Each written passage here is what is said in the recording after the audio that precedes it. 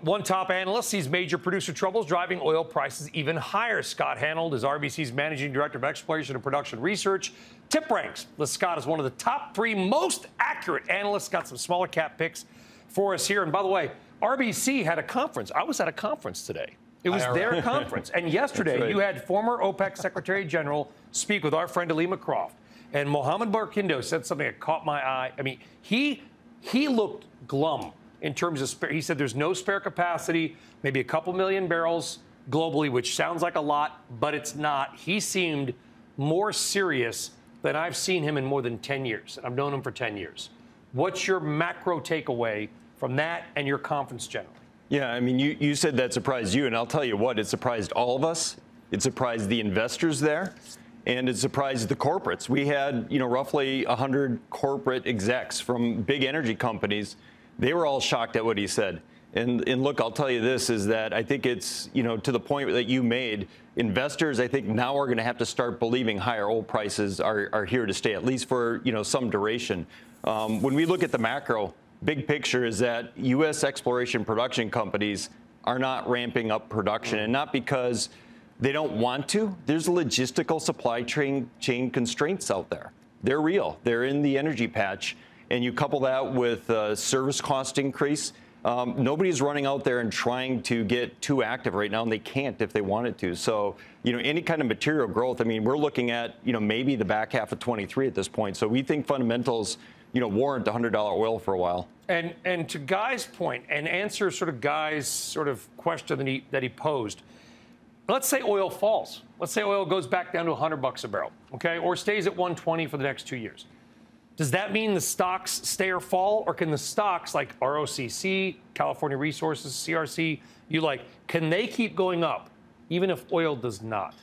Yeah, and I think they can, but I think it becomes a little bit more tactical at this point, right? If you look at the last 9 to 12 months, it's all been large cap leadership, right? The big names have been leading the charge, and the small caps have been left behind. So we do think when you look at free cash flow yields that are now reaching 25, 30% for the small cap group, there could be a move to the small cap names. And we like our OCC, Ranger Oil, as well as CRC in the small cap group right now that look very, very cheap. So Brian just said this, that ExxonMobil, going back to mega caps here, okay, it literally has gained 100% in the last year, or really from last summer or so. That's $200 billion in market cap. Is right back at those 2014 highs. In 2014, the Fed was doing the same thing they're doing right now. They're trying to normalize interest rate policy. So we had the dollar rally, and that was the top in crude, and we saw it come down. And then we had plenty of growth scares throughout. What's different this time? Well, why is it? Because every recession, as we just said, has been preceded by a move like this in oil. And I know we can come up with a million reasons what's going on in Europe and China coming back on, but I just don't see it happening too differently right now.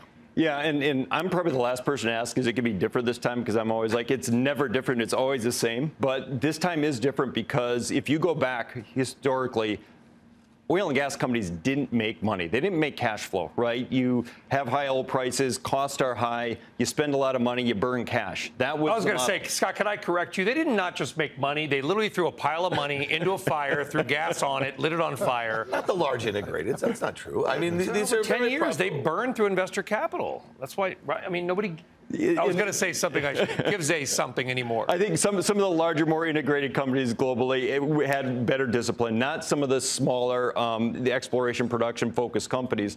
But now these companies are producing a lot of free cash flow. I mean, it's almost ridiculous. Like when you talk about 25 to 30% free cash flow yield, think about that. You have $100 oil. That means a company effectively, can give you the value of the entire company in 4 years. Back in just cash.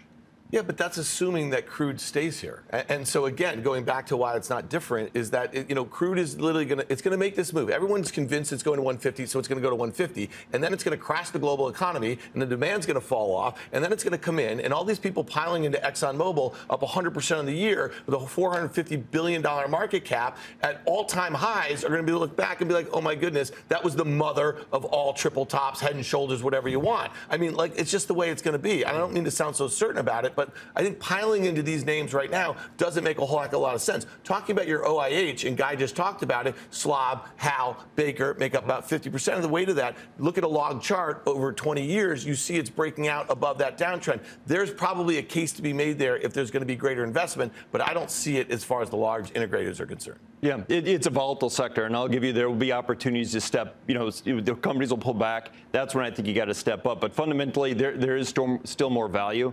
I think that's a reality, because in the prior spikes in price we had, like when we saw $150 back in 2008, that was a spike, and it came down pretty quick after that, right? Because to Dan's point, housing contributed to subprime crisis. Yeah.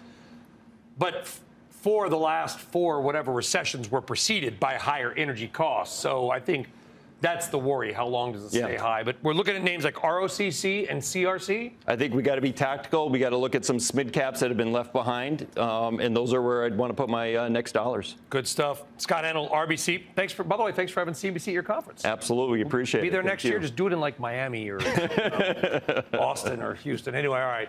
Let's trade this here. Pete, okay, so I think to Dan's point, okay, and Dan can speak for himself, but I think to his point, it's that we're getting signs of weakness, retailers, whatever. We did on Worldwide Exchange the other day the strategist point where you get the rule of 10. When mortgage rates and gas prices add up to more than 10, it tends to precede or maybe cause a recession. We're there now, 5 on mortgages, 5+ on gas. Are you worried that this will cause a crash or a slowdown in the U.S. and global economies? Absolutely. I think that's got to be a concern. How could it not be? But, the one thing I'd like to point out to you guys, when everybody wants to go to these other different areas, whether it's the OIH or whatever, the XLE or something, I would always encourage you to look at the XOP. Now, the reason that I say that is the exploration companies, these have been absolutely ripping. And it's not just something that just started, guys. If you look at the XOP, take a look at that chart. You can put that up against any of the other energy charts, and you're going to see a huge outperformance. Why is that? Because those are the beta names within energy. Those are the high 2, 3, 4, 5s. It's absolutely crazy. The Diamondbacks of the world, the Occidentals of the world, all of those. So, I think you've got to also be very selective on where do you want to be. And you have to understand, to Dan's point, at some point this will slow down or stop, and then we'll see this all pull back. You've got to be very, very tactical and very smart and very disciplined, because that day will come. We have no idea when that day comes. But I'll tell you what, these names have absolutely been performing to almost perfection to the upside. And as great as Chevron's been, as great as Exxon's been, take a look at some of those other names. Yeah, well, perfection is a tough word. All right.